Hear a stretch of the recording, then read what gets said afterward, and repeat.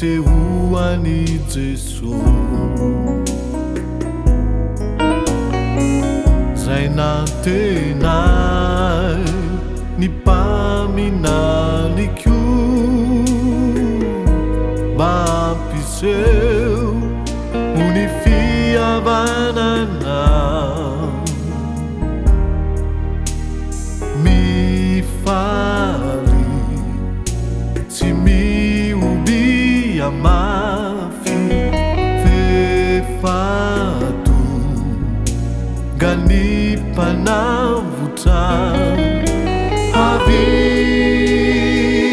kamidera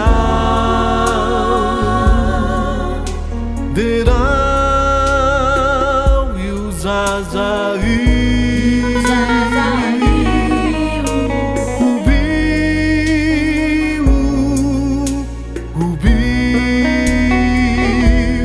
fato putikya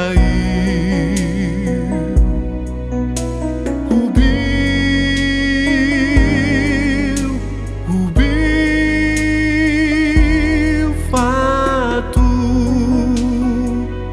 putikya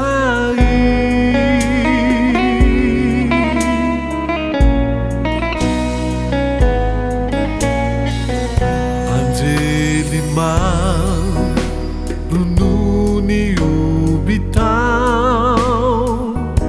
piandri udi ni tau kaziku ni uluke dikuna nasinazi ande amba akalaza azizao mifaly tsy mioby amafy fefato gany mpanavotra havy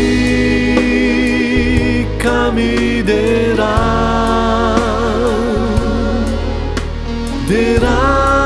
derao io zazai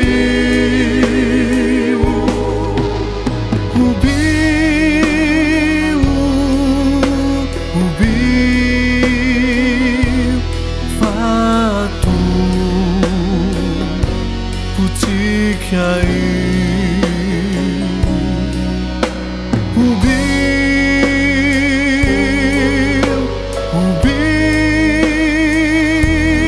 fato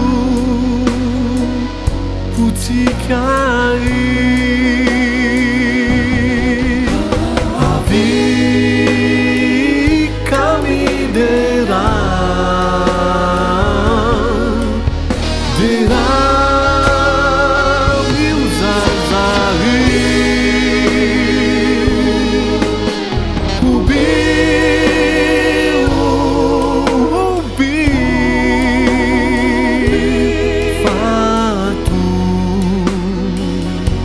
putikya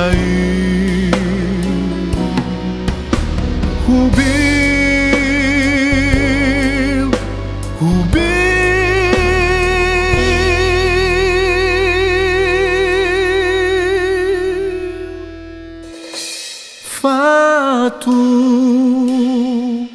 putikya